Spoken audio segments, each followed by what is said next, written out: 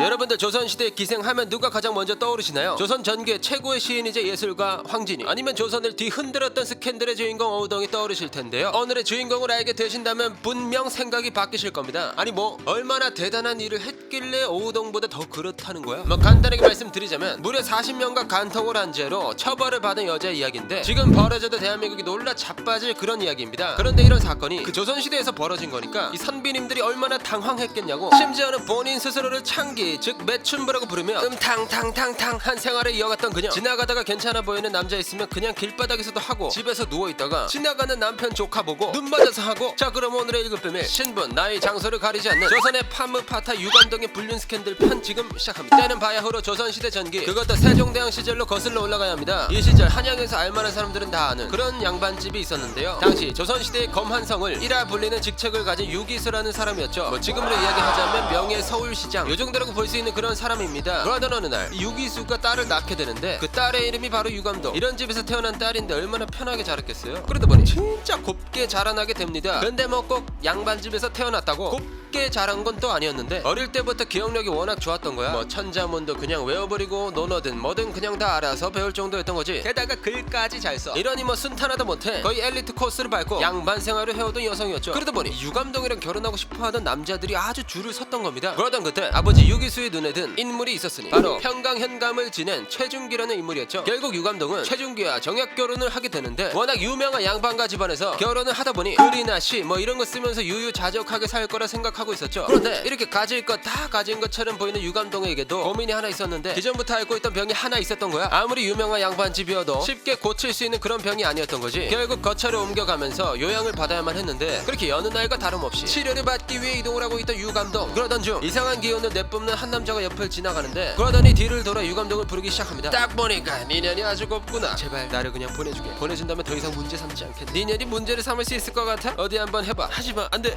깍! 이렇게 유감동은 겁탈을 당하게 되는데요. 그 남자의 이름은 바로 김여달. 자경단 비슷한 단체를 이끌면서 마을의 치안을 핑계로 못된 짓을 하고 다니던 사람이었는데, 뭐 현대식으로 표현하자면 조직폭력배 우두머리인 거지. 워낙 곱게 자라기도 했고 미모가 출중한 터라 김여달은 유감동을 그냥 보낼 마음이 없었던 겁니다. 결국 그는 그녀에게 해서는 안 될 짓을 저질러버리고 말았던 거죠. 이 사건으로 인해 그녀의 인생은 송두리째 바뀌어버리는데요. 아니 근데 조선시대 사대부 아내를 일개 평민이 그런 짓을 한다는 게 이게 가능한 일인가? 뭐 당연히 이런 의문이 드실 텐데요. 이게 그냥 지어낸 이야기가 아니라 세종실록에 쓰여있는 내용입니다. 뭐 아무튼 유감동은 이렇게 김여달과 원치 않은 관계를 가지게 되었던 건데, 조선시대에서 여자가, 그것도 양반집 부인이 이런 짓을 당했으니까 어떻게 됐겠어요? 당연히 여자 쪽에서 문제가 발생했습니다. 아무래도 성적으로 가장 폐쇄된 사회로 알려진 조선시대다 보니 정절을 잃은 사대부 여인들은 남편에게 버림받기 일쑤였죠. 당연히 그렇게 쫓겨나서 친정에 가더라도 받아주지 않는 것이 일반적이었습니다. 결국 이런 여성은 스스로 목숨을 끊을 수밖에 없었죠. 게다가 조선시대의 선비님들 사회에서는 강제로 추행을 저지르는 남자의 행실을 문제 삼기보다는 추행을 당한 여자의 행실을 문제 삼아 비난하는 시선이 더 컸는데요. 그러다 보니 유명한 양반가에서 자란 유감동은 자신이 범해졌다는 것에 엄청난 충격을 받았던 거죠. 그런데 이 충격이 이상한 쪽으로 받아버렸던 건데, 이게 그날 이후로부터 계속 김여달만 생각이 나는 거야. 아무리 남편이랑 정약 결혼을 했다고 하지만 남편이 너무 불만족스러웠던 거지. 남편이랑은 해도 한 것 같지가 않았던 겁니다. 그러다 보니 자연스럽게 최준기와는 사이가 멀어지게 되었고, 남편과 함께 있을 때조차 외로움을 느껴 병을 핑계로 다시 발걸음을 옮기게 되죠. 그렇게 다시 한양으로 돌아온 유감동, 곧바로 자신을 범한 김여달을 찾아가는데요. 그런데 더 놀라운 사실은 이렇게 김여달을 찾아간 일이 한두 번이 아니라는 거야.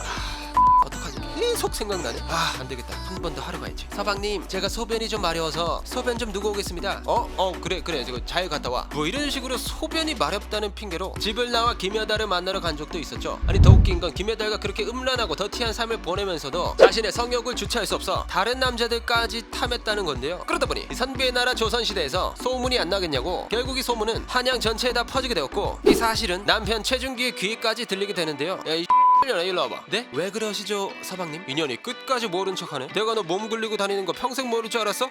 아니 그게 아니라 됐고 그냥 나가. 뭐 위자료 이런 거 문제 안 삼을 테니까 그냥 나가라고. 이렇게 결국 최준기는 이혼을 구하게 되었죠. 그런데 지금까지 유감동을 보면 그냥 있을 여자가 아니잖아요. 선비들밖에 없던 그 유교의 결정체, 조선시대에 반항을 하기 시작합니다. 스스로를 창기라 부르며 남자들에게 몸을 팔기 시작하죠. 유감동은 그 뭐라 표현할 수 없는 그 다 아시죠? 그게 터져버리고 만 겁니다. 그 후로 그녀는 활동 범위를 넓히기 시작하는데요. 그러다 보니 점점 더 많은 남자들과의 관계를 하게 되죠. 그런데 이 남자들로는 부족했는지 또 다른 남자들을 찾아 나서는데, 하는데 뭐 천민이고 평민이고 양반이고 그냥 다리 사이에 그거 달려있는 남자들은 다 하고 다니게 됩니다. 아니 뭐 여자가 그냥 해준다는데 어떻게 소문이 안 나겠어요? 심지어 그중에는 우의정 즉 조선의 1등 개국공신 이었었던 정탁도 이 소문을 낭자 나에게도 한번 기회를 주지 않겠나 어찌 제가 마다하겠습니까? 정탁은 그냥 하룻밤 사이 마음을 사로잡혀 첩으로 삼게 돼버리죠. 와 그런 짓을 하고도 양반집 첩으로 들어갈 수 있다고? 이젠 진짜 조용히 하고 지내겠는데 근데 또 그냥 조용히 지내면 우리가 알던 유감동이 아니죠. 아니나 다를까 정탁의 첩으로 들어간 지 얼마 되지도 않아 그의 조카 정효문을 유혹하여 정을 취해버리고 맙니다. 그러나 유감동의 만행은 그리 오래가지 못했는데요. 인연이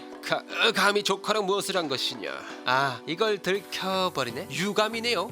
인연이 당장 내 집에서 꺼지거라. 뭐 제가 이곳에서 나간다고 한들 다른 남자를 못 만날 것 같습니까? 이 인연이. 그렇게 유감동은 정탁의 집에서 쫓겨나게 됩니다. 뭐 쫓겨났다고 해서 풀이 죽을 유감동이 아니죠. 다시 또 다른 남자를 찾기 시작하는데요. 그러던 중 원래 본 남편의 매부 이효령을 만나 정을 통하게 됩니다. 아니 이거 완전 또라이 미친년 아니야? 뭐 아무튼 유감동의 성욕은 이곳으로 멈추지 않았는데 어떤 남자랑은 길거리에서 눈 맞아서 하고 황희정승 다 아시죠? 그 황희정승의 아들하고도 하고 그리고 뭐 어느 지방 관련은 관청 물건까지 빼돌려다가 유감동이랑 하려고 했습니다. 이렇게 조선의 수많은 양반들조차 유감동에게 노련하기 시작하다 보니 이 이야기는 금세 임금 세종의 귀에까지 들어가게 되는데요. 이에 극대노한 세종은 곧바로 유감동을 잡아오라 명하게 됩니다. 내 인연 감히 어느 안전이라고 조선 팔도를 어지럽히고 다니는 것이냐. 물론 저의 잘못을 인정하는 바입니다. 하지만 저의 잘못뿐만이 아닌 것은 알아주시옵소서. 이게 어느 안전이라고 입을 함부로 돌리느냐. 저와 함께 정을 나누었던 이들의 이름을 모두 구할 수 있습니다. 법대로 하자고요. 법대로. 실제로 유감동은 자신과 정을 나누었던 이들의 이름을 한 명 한 명 말하기 시작했는데 세종실록에 따르면 유감동과 정을 통한 남자는 무려 40명이 넘었다고 하죠. 게다가 대부분의 인물들이 양반들이었다 보니 골 때리는 상황이 되어버린 거지. 그래도 뭐 어쩌겠어요. 아무리 유감동이라 한 양반들이 많다 하더라도 세종대왕은 유감동과 관련된 남자들을 처벌해야 했는데 근데 이걸 법대로 하려고 보니까 싹 다 죽여버려야 했던 겁니다. 처벌을 안 하자니 이 왕실 체면이 안 살고 이러지도 못하고 저러지도 못하는 상황이 되어버린 거죠. 근데 또 이 세종대왕의 사돈까지 유감동이라 했다고 하니까 이걸 어떻게 처벌하겠냐고. 그런데 이 처벌에서 형을 깎을 수 있는 방법이 있었는데요. 바로 유감동이 양반인 줄 모르고 했다 이거였죠. 그러니까 양반인 줄 알고 하면 문제가 커지는데 그냥 창기인 줄 알고 했으면 간단한 처벌만 받고 끝낼 수 있었다는 거지. 그리고 아까 유감동이 자기 자신을 창기라고 부르고 다녔다고 했잖아요. 이게 발목을 잡았던 겁니다. 이런 상황이다 보니 높으신 분들이 저는 양반인 줄 알고 했어 뭐 이랬겠어요? 당연히 다 창기인 줄 알았다고 하지. 그런데 양반들이 이렇게 거짓 진술을 하자 유감동의 눈이 뒤집혀버리는데 양반들의 진술을 하나하나 다 바로잡았다고 합니다. 자라